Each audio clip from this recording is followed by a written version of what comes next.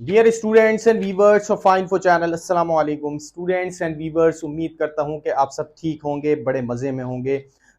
जैसा कि आप सब जानते हैं, due to current situation of country जो नेटवर्क इशू है ये बहुत ज़्यादा रहा है प्रीवियस डेज में, और प्रीवियस जो वीडियोस जो हमने अपलोड की हैं मे बी कि उसमें आपको जो है वो काफ़ी दिक्कत आई हो, परेशानी आई हो, बट होपफुली कि आज से नेटवर्क इशू जो है वो रिजॉल्व हो जाएगा और उसके बाद जो है वो आप आसानी और इजीली जो है वो हमारी वीडियोस जो है यूट्यूब के ऊपर और फेसबुक के ऊपर जो है वो आसानी से देख सकते हैं। उसमें होपफुली जो है वो अब नेटवर्क इशू नहीं आए। उम्मीद यही करते हैं। स्टूडेंट्स, जैसे कि आप सब जानते हैं कि वेव ऑप्टिक्स के दो वीडियो जो हैं वो हमने जो है वो प्रीवियस वीडियोस में जो है वो अपलोड किए हैं। उसका पार्ट 1 और पार्ट 2 दोनों में हमने जो है वो वेव ऑप्टिक्स को डिस्कस किया है। उसके जो इम्पॉर्टेंट एमसीक्यूज जो हैं वो हमने उसमें डिस्कस किए हैं, और स्पेशली जो बार बार रिपीट होने वाले टॉपिक हैं उसमें से जो एमसीक्यूज बनते हैं वो भी हमने उसमें अपलोड किए हैं। अगर अभी तक आपने वो वीडियो नहीं देखे तो प्लेलिस्ट में जाके एमसीक्यूज वेव ऑप्टिक्स 5 एंड 4 लिख के वहां से वो वीडियो सर्च करा सकते हैं। इसी तरह से डिस्क्रिप्शन में भी आपको उसका लिंक मिल जाएगा। इसी तरह से स्टूडेंट्स, आज जो हम शुरू करने जा रहे हैं वीडियो वो जो है वो रे ऑप्टिक्स का पहला जो है वो लेक्चर है। रे ऑप्टिक्स का जो पहला जो है हमारा एमसीक्यूज क्लब का जो है वो रे ऑप्टिक्स का पहला वीडियो है, और इसके बाद हम एक और पार्ट बनाएंगे। इसके दो पार्ट जो है वो हम बनाएंगे रे ऑप्टिक्स के, और फिर ये हमारा रे ऑप्टिक्स भी जो है ये कंप्लीट हो जाएगा। जैसे कि मैंने आपको कहा था कि हम वेव ऑप्टिक्स के अलग और रे ऑप्टिक्स के जो है वो अलग एमसीक्यूज बनाएंगे ताकि जो है वो आपको आसानी से जो है वो समझ में आ सके। आज इसका हमारा पहला जो है वो वीडियो होगा जिसमें आपको जो है वो रे ऑप्टिक्स और इसमें जितने भी इंपॉर्टेंट टॉपिक्स हैं उससे जो बार बार रिपीट होने वाले एमसीक्यूज हैं या फिर टेक्निक्स और जो या फिर टिपिकल एमसीक्यूज हैं जो कि अक्सर जो है वो आ जाते हैं ई कैट के एग्जाम्स में या फिर एमडी कैट के एग्जाम्स में, वो जो है वो आज की ही वीडियो में आपको बताएंगे। अगर आप चैनल पे नए हैं, चैनल को सब्सक्राइब नहीं किया तो चैनल को फौरन सब्सक्राइब कर लें। इसी तरह से बेल आइकन को भी क्लिक कर लें ताकि हर आने वाली वीडियो का नोटिफिकेशन आपको मिल सके। शुरू करते हैं स्टूडेंट्स। मैं हूं बिलाल, आपका मेंटर टीचर, एंड आप देख रहे हैं फाइन इन्फो चैनल। जैसे कि मैं आपको बता दूं कि रे ऑप्टिक्स ये वो चैप्टर है कि जिसमें ज्यादातर जो है वो डायग्राम बनती है। स्टूडेंट्स, ये जो चैप्टर है, ये चैप्टर इसमें देखा जाए तो मैथमेटिक्स भी बहुत ज्यादा है। यही वजह है इसको ज्योमेट्रिकल ऑप्टिक्स कहते हैं, क्योंकि इसका जो है वो ज्योमेट्री से रिजेंबल है। ज्योमेट्री में जिस तरह से हम शेप्स बनाते हैं बिल्कुल इसमें भी इसी तरह से डायग्राम बनानी होती है, फिर उसको हम फॉर्मूले से रिजॉल्व करते हैं और फिर कैलकुलेशन करके उसका नतीजा निकालते हैं। वेव ऑप्टिक्स में जो हमने देखा है ज्यादातर उसमें तो हम डायग्राम हमने बनाई है, लेकिन इतनी हमें जरूरत नहीं पड़ी। जो मेनली टॉपिक है, जो एक्सपेरिमेंट वाले टॉपिक हैं, उसमें हमें डायग्राम की जरूरत पड़ी है। वैसे इसके अलावा कॉन्सेप्चुअल जो क्वेश्चन होते हैं, ट्रिक क्वेश्चन होते हैं और रीजनिंग क्वेश्चन होते हैं, उसको हम जो है वो टेक्निक से सॉल्व कर सकते हैं। लेकिन यहाँ पर ज्यादातर जो है वो कैलकुलेशंस होंगी, इसी तरह से जो है वो सॉल्यूशन के जरिए जो है वो एमसीक्यू सॉल्व करेंगे। इसी तरह से डायग्राम बनाने की भी जरूरत ज्यादा पड़ेगी। ये डायग्राम के हवाले से भी बहुत ज्यादा अहम चैप्टर है। पहला एमसीक्यू स्टूडेंट स्टार्ट करते हैं। The diameter of a lens is called. Diameter जो है स्टूडेंट्स हम किसे कहते हैं? पहले अगर मैं आपको लेंस बना के दिखाता हूं, ये हमारे पास ये कॉन्वेक्स लेंस होता है, ये इसका सेंटर होता है। इस सेंटर को हम कहते हैं ऑप्टिकल सेंटर। ये ऑप्टिकल सेंटर कहलाता है। अब ये जो इसके एजेस होते हैं, ये एजेस जो है इसको हम एपर्चर कहते हैं। एपर्चर, ठीक है। ये एजेस अगर बड़े होंगे तो इसका डायमीटर भी बड़ा होगा। डायमीटर मींस में इसका पहले आपको कर्वेचर बना के दिखाता हूं। लेक्चर है, ये इसका सेंटर है। ये जो सर्किल मैंने बनाया है इसको कहते हैं कर्वेचर। ये होता है कर्वेचर। ये इसका सेंटर ऑफ कर्वेचर हो गया, ये ऑप्टिकल सेंटर हो गया। अब अगर आप ये, जैसे कि मैंने आपको एपर्चर बताया, ये एजिस से रिप्रेजेंट कराया। वैसे तो जो डायमीटर होता है इस कर्वेचर का डायमीटर का क्या होगा, यहां से आप हाफ लाइन खींचें, ये जो है इसका डायमीटर हो जाएगा। जैसे कि मैं एक लाइन जो है वो स्ट्रेट खींचता हूं यहां से, तो ये जो है इसका हो जाएगा डायमीटर। अब ये डायमीटर जो है स्टूडेंट्स ये छोटा होगा तो एपर्चर भी छोटा होगा। इट मींस के अगर आप लेंस के एजेस कम लेते हैं, यानी कि लेंस के एजेस जो है वो छोटे होते हैं, जिसकी वजह से लेंस पूरा छोटा हो जाएगा। एज अ रिजल्ट क्या होगा, जो इसका कर्वेचर होगा ये भी छोटा बनेगा। अब ये जो है ये स्मॉल एपर्चर का लेंस है, इसका आप कर्वेचर भी देख रहे हैं कम है, और इसका जो डायमीटर है ये भी स्मॉल है, जो इसका डायमीटर है ये भी स्मॉल है। जबकि आप ये देख सकते हैं इसका एपर्चर जो है वो ग्रेटर है, जिसकी वजह से इसका डायमीटर ग्रेटर है और इसका कर्वेचर जो है ये भी बड़ा है। एपर्चर जो है एपर्चर का रिलेशन जो है वो डायमीटर से है। जितना आप डायमीटर बढ़ाएंगे उतना एपर्चर इंक्रीज होगा, प्रोपोर्शनल है एक दूसरे के। इसके ऑप्शन जो है वो आप देख सकते हैं, focal length, principal axis, optical centre और एपर्चर। तो इसका डी ऑप्शन करेक्ट है, एपर्चर। नेक्स्ट एमसीक्यू पे बढ़ते हैं students. Power of lens of 10 centimetre focal length is. Power of lens जो है स्टूडेंट्स ये बराबर होता है 1 अपॉन, ये रेसिप्रोकल होता है फोकल लेंथ के। जितनी ज्यादा फोकल लेंथ होगी लेंस की या फिर मिरर की, उसका पावर ऑफ लेंस जो है वो कम होगा। जितनी कम फोकल लेंथ होगी उतना पावर ऑफ लेंस ज्यादा होगा। लेट्स सपोज अगर हम ये एक लेंस बनाते हैं यहां पर, अब आप देख सकते हैं ये एक लेंस बनाया है, ये थोड़ा सा थिक लेंस है, सेंटर में से थोड़ा सा थिक है। इसी तरह से एक थिन लेंस बना लेते हैं हम, ये जो है वो एक थिन लेंस है, ठीक है। इसका फोकल लेंथ जो है वो ज्यादा होगा,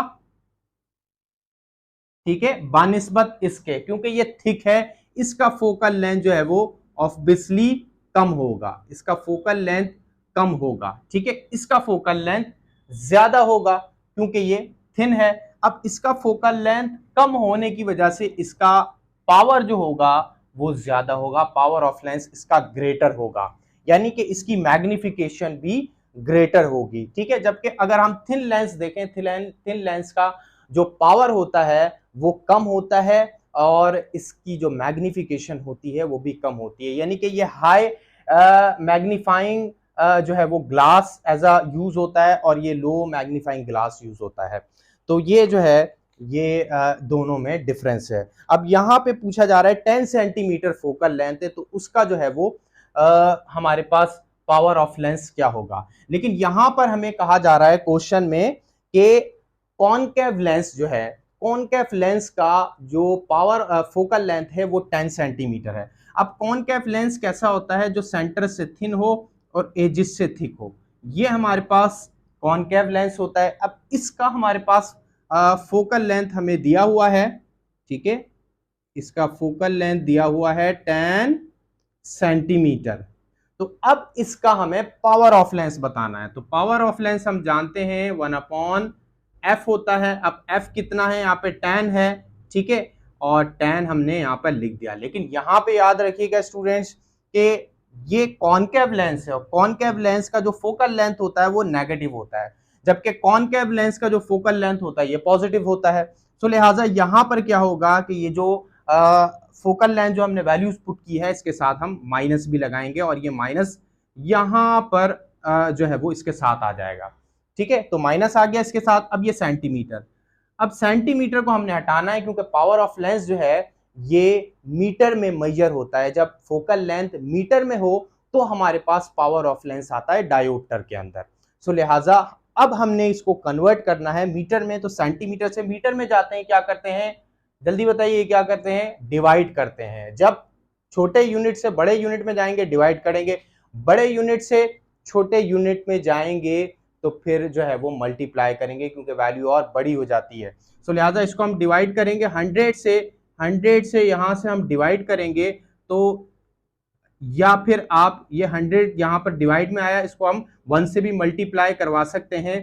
तो ये हम डायरेक्ट यहाँ पे 100 लिख देते हैं और यहाँ से 0 से ये 0 कैंसिल हो गया, तो पावर ऑफ लेंस कितना आया हमारे पास, पावर ऑफ लेंस आ गया यहाँ पे कहते हैं पर मीटर, क्योंकि नीचे मीटर आया है, ठीक है, मीटर जो आया है वो नीचे 10 के साथ आया है, तो ये ऊपर आके पर मीटर हो जाएगा, और पर मीटर फिर ये यूनिट बनता है पावर ऑफ लेंस का डायोप्टर, ठीक है। तो अब जो है वो इसके साथ हम लिखेंगे पावर ऑफ लेंस -10 डायोप्टर, कि -10 डायोप्टर जो है इसका करेक्ट ऑप्शन है, ऑप्शन बी जो है इसका करेक्ट है। The point which divides the line joining the centre of curvatures of two surfaces in the ratio of their radii of the curvature is called.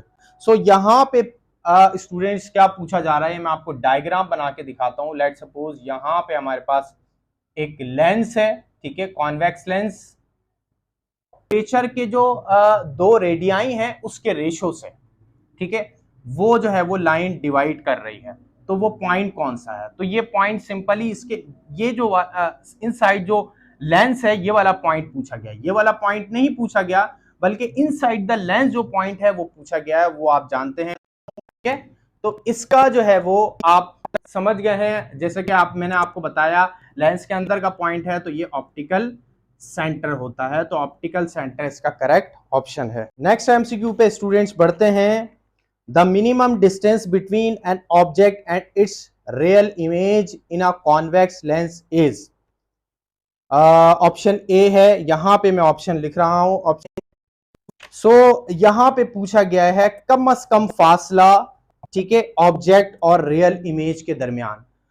हम जानते हैं कि जो रियल इमेज होता है, ठीक है, वो कैसे बनता है, अगर हमने यहाँ पर कॉन्वेक्स लेंस बनाया है, ये कॉन्वेक्स लेंस है और यहाँ से ये लाइन पास हुई है, तो अगर ये इसका f है और ये यहाँ पे 2f है, ठीक है, तो 2f पे अगर हमने ऑब्जेक्ट रखा है तो इसका इमेज भी हमें कहाँ मिलेगा, 2f पे मिलता है, ठीक है, इसका इमेज भी हमें 2f पे मिलता है, और जितना बड़ा ऑब्जेक्ट होगा, ठीक है, उतना ही बड़ा हमें इमेज मिलेगा, ठीक है, 2f के ऊपर। तो यहां पर जो है वो अब आप देख सकते हैं ऑब्जेक्ट, ये ऑब्जेक्ट है और ये इमेज है, ऑब्जेक्ट और इमेज के दरमियान फासला यहां से अगर हम देखें तो कितना होगा, ये 2f और ये 2f, तो प्लस 2f कितना हो गया, ठीक है, ये हो गया हमारे पास 4f, ठीक है, ये सीधा सीधा यहाँ पे ऑप्शन दिख रहा है। अब इसका रीजन क्या है, यहां पर जो है वो हमारे पास 4f कैसे आया है, ये मिनिमम फासला क्यों है। स्टूडेंट्स अगर हम जो है वो जो इमेज और ऑब्जेक्ट होता है इसका हम मैग्निफिकेशन भी निकालते हैं, तो मैग्निफिकेशन क्या होता है, मैग्निफिकेशन हमें बताता है कि इमेज ऑब्जेक्ट से कितना बड़ा है, यानी कि दोनों का जो रेशो है वो क्या है। तो इस हिसाब से हमें ये देखना है कि हमें फासला कम से कम जब मिलेगा जब हमारे पास मैग्निफिकेशन जो है वो क्या आए, 1 आए। जब भी मैग्निफिकेशन हमारे पास 1 आएगी आंसर में, तो इट मींस के वो मिनिमम डिस्टेंस है बिटवीन ऑब्जेक्ट एंड इमेज। यहां पर इस कंडीशन में जब ऑब्जेक्ट 2f पे हो, इमेज भी 2f पे बने, तो ऐसी कंडीशन में हमारे पास जो इमेज बनता है, यहां पर जो हमारे पास फासला होता है इमेज और ऑब्जेक्ट का, ये मिनिमम होता है, कम से कम होता है। तो ये मैग्निफिकेशन से हमने 1 निकाल लिया। कैसे 1 निकला, लेट सपोज जितना 10 सेंटीमीटर अगर इमेज है, मैग्निफिकेशन का मैं फॉर्मूला आपको बता देता हूं, हाइट, इमेज डिस्टेंस और ऑब्जेक्ट डिस्टेंस, ये है, इसी तरह से height of image divided by height of object, ये मैग्निफिकेशन का, लीनियर मैग्निफिकेशन का फॉर्मूला है। लेकिन हम यहां पर ये लेते हैं इमेज डिस्टेंस और ऑब्जेक्ट डिस्टेंस, क्योंकि हम डिस्टेंस की बात कर रहे हैं। तो लेट सपोज 10 है तो यहां पर भी 10 होगा, तो इट मींस 10 से कट जाएगा तो 1 आ गया। तो यहाँ का अगर फासला 10 सेंटीमीटर, यहाँ का भी 10 सेंटीमीटर, तो जो मैग्निफिकेशन है ये हमारे पास 1 आ गया है। तो 1 मैग्निफिकेशन जब हमारे पास होगा तो वही कम से कम फासला है। तो इट मींस के 4f जो है ये हमारे पास जवाब करेक्ट है। Double convex lens act as a diverging lens when the object is, यहां पर ऑप्शन आप देख सकते हैं, inside the focus, between f and 2f, C है एट फोकस और डी है एट अ लार्ज डिस्टेंस।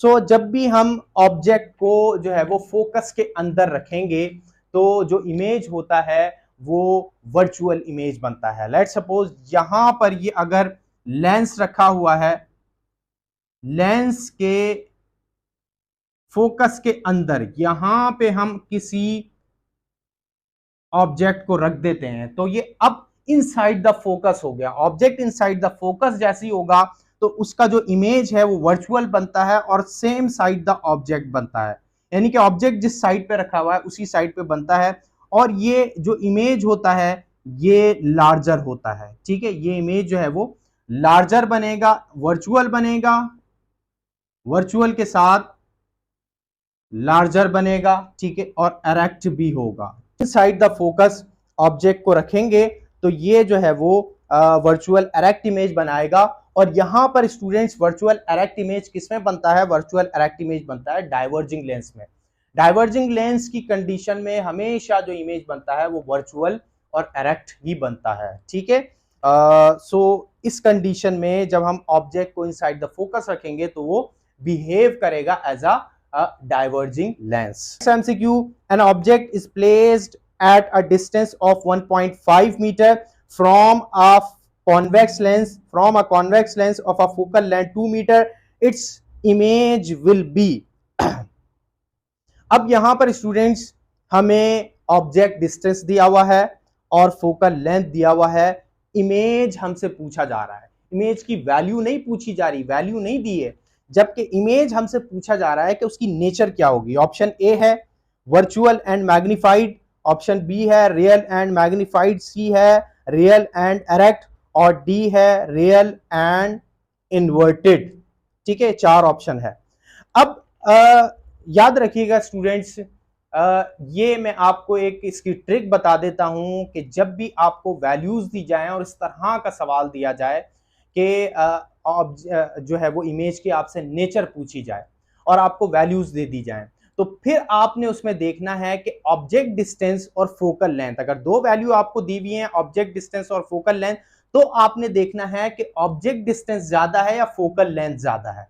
ठीक है, अगर ऑब्जेक्ट डिस्टेंस ज्यादा होगा, फोकल लेंथ कम होगी, तो आपके पास जो है वो रियल इमेज बनता है। ठीक है, याद रखिएगा, जब ऑब्जेक्ट डिस्टेंस ज्यादा हो, फोकल लेंथ कम हो तो इमेज रियल बनेगा। ठीक है, और लेकिन अगर ऑब्जेक्ट डिस्टेंस कम हो जाए और फोकल लेंथ बढ़ जाए तो ऐसी कंडीशन में जो इमेज होगा वो वर्चुअल होगा। सिर्फ कॉन्वेक्स लेंस जो है उसकी कंडीशन के अंदर, कॉन्वेक्स लेंस हो या फिर कॉनकेव मिरर हो। ठीक है, मिरर में कॉनकेव हो और लेंस में कॉन्वेक्स हो। ठीक है, तो ये जो है स्टूडेंट्स, इसमें अब मैंने आपको बता दिया, अब आप गैस करें क्या होगा। ऑप्शन ए करेक्ट है। ठीक है, ऑप्शन ए जो है वो उसके ऊपर आप उसका दायरा फिल कर लें, वर्चुअल एंड मैग्नीफाइड जो है वो ऑप्शन ए करेक्ट है, वर्चुअल एंड मैग्नीफाइड इमेज बनेगा।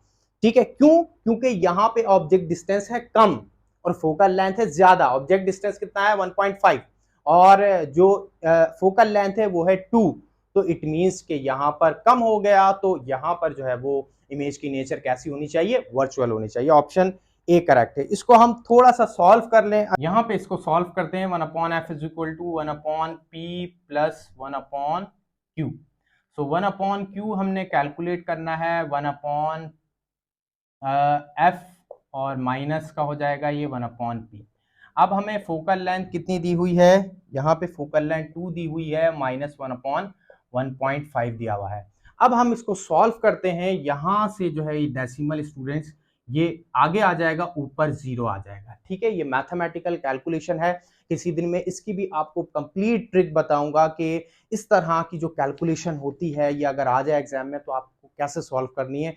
इसको मैं एक अलग वीडियो बना के उसमें तमाम ही जो इस तरह की जो शॉर्ट ट्रिक्स और जो कैलकुलेशंस होती हैं वो मैं आपको एक अलग वीडियो में बता दूंगा। अभी आप यहाँ पे देख लें तो यहाँ पर ये डेसिमल हट जाएगा, तो यहाँ पर 15 हो जाएगा और ऊपर 10 हो जाएगा। फिर हम यहाँ से अगर एलसीएम लेते हैं तो नीचे आ जाता है 30 और यहाँ पे हमारे पास जो है वो इस तरह से हो जाता है 15 और यहाँ पे माइनस हमारे पास ये हो जाता है 20।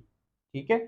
उसके बाद जो है वो 1/q, और फिर हम फर्दर सॉल्व करते हैं तो हमारे पास -6 आएगा। यहां से हम सॉल्व करेंगे तो हमारे पास -6 आएगा। माइनस का मतलब ये है कि जो इमेज है वो वर्चुअल है और जो है वो मैग्नीफाइड भी होगा, क्योंकि इमेज जो है वो जब ऑब्जेक्ट फोकस के अंदर होता है तो इमेज वर्चुअल और एरेक्ट और लार्जर होता है। नेक्स्ट एमसीक्यू है student, if a convex lens fail to converge light of different colors to a single point, it is said to suffer from। ठीक है, अगर जो कॉन्वेक्स लेंस है ये फेल हो जाए, जो डिफरेंट कलर की लाइट है उसको कन्वर्ज करने में फेल हो जाए एक पॉइंट पे। हमें पता है कि जितनी भी लाइट्स होती हैं ये ऑब्जेक्ट से पास होके parallel to the principal focus होती है और फिर लेंस से पास होके फोकस पे जमा होती है। लेकिन अगर डिफरेंट कलर की लाइट पास करवाई जाए और वो लेंस से पास होने के बाद फोकस पे जमा ना हो, ठीक है, अलग अलग डायरेक्शन में जाए, it means there is an defect in lens. So यहां पर जो है वो फिर क्या होता है कि कोई ना कोई डिफेक्ट है लेंस के अंदर, लेंस के अंदर डिफेक्ट है, लेंस के अंदर जो है वो फॉल्ट है। अब ये फॉल्ट क्या कहते हैं, इसको हम कहते हैं एब्रेशन। ठीक है, लेंस के अंदर जो फॉल्ट होता है उसको एब्रेशन कहते हैं, और ऐसा फॉल्ट लाइट के कलर जो है वो फोकस पे जमा ना हो रहे हों, ऐसे डिफॉल्ट को या फिर ऐसे जो है वो एब्रेशन को हम कहते हैं क्रोमेटिक एब्रेशन। ठीक है, लेंस में दो तरह की एब्रेशन होते हैं, एक स्फेरिकल एब्रेशन होता है और एक क्रोमेटिक एब्रेशन। क्रोमेटिक एब्रेशन वो होता है कि जिसका ताल्लुक कलर से होता है, कलर्स की लाइट जो है वो लेंस से पास होकर एक पॉइंट पे जमा नहीं हो रही होती है। जबकि स्फेरिकल एब्रेशन में क्या होता है कि जो लेंस का जो अपर्चर होता है इसके एजेस वगैरह टूटे हुए होते हैं, जिसकी वजह से क्या होता है लाइट जो है वो कन्वर्ज नहीं हो रही होती, तो जिसकी वजह से इमेज सही नहीं बनता। तो ये जो है क्रोमेटिक एब्रेशन। क्रोम का मतलब स्टूडेंट्स, क्रोम जो है वो कलर्स को कहते हैं ऑप्टिक्स लैंग्वेज के अंदर। ठीक है, ऑप्टिक्स लैंग्वेज में क्रोम का मतलब है कलर्स। ठीक है, क्रोमेटिक जो है वो आप क्रोम से याद रखें। ठीक है, क्रोम आपने देखा होगा जो सर्च इंजन होता है, जो हमारे जो है वो कंप्यूटर में मौजूद होता है, उसमें भी जो है वो 4 कलर होते हैं, एक ग्रीन, एक येलो, ऑरेंज होता है साइड में, और सेंटर के अंदर ब्लू होता है। तो इट मींस क्रोम से आप याद रखें क्रोमेटिक, और एब्रेशन मींस उसका फॉल्ट लेंस का। ठीक है, तो ये जो है वो कलर्स का जो है वो फॉल्ट होता है। और ये ठीक कैसे होता है, ये ठीक होता है स्टूडेंट्स, इसमें एक कॉन्वेक्स और कॉनकेव लेंस कंबाइन करके लगाया जाता है और ये ठीक हो जाता है। इसी तरह से स्फेरिकल एब्रेशन कैसे ठीक होता है, जिसमें एजेस टूटे हुए हों लेंस के, लेंस जो है वो खराब हो, तो उसमें स्टूडेंट्स क्या होता है उसको कवर्ड कर दें। कवर्ड करना जो है वो इसका एक जो है वो एक तरीका है कि कवर्ड करने से स्फेरिकल एब्रेशन को जो है वो मिनिमाइज किया जा सकता है। सो ये जो है स्टूडेंट्स आज के कुछ इंपॉर्टेंट एमसीक्यू जो हमने आपसे डिस्कस किए, उम्मीद करता हूं कि आपको समझ में आए होंगे। कुछ इंपॉर्टेंट एमसीक्यूज थे स्टूडेंट्स, उम्मीद करता हूं ये आपको समझ में आए होंगे। इसके बाद हम इसका एक और पार्ट बनाएंगे जिसमें हम बाकी जो इसके टॉपिक्स रहते हैं, जिसमें से और ज़्यादा जो है जिसमें से इंपॉर्टेंट एमसीक्यूज आते हैं, वो हम इसके नेक्स्ट पार्ट में जो है वो आपको बताएंगे। सो उम्मीद करता हूँ कि वीडियो आपको पसंद आई होगी। इसमें जितने भी सवालात हैं ये आपको समझ में आए होंगे। अगर आपको इन सवालात में कोई भी कंफ्यूजन हो तो कमेंट सेक्शन में ज़रूर जो है वो क्वेश्चन करिएगा। अपना बहुत सारा ख्याल रखिएगा। मिलते हैं आपसे नेक्स्ट वीडियो में। जब तक के लिए थैंक यू सो मच। अल्लाह हाफिज़।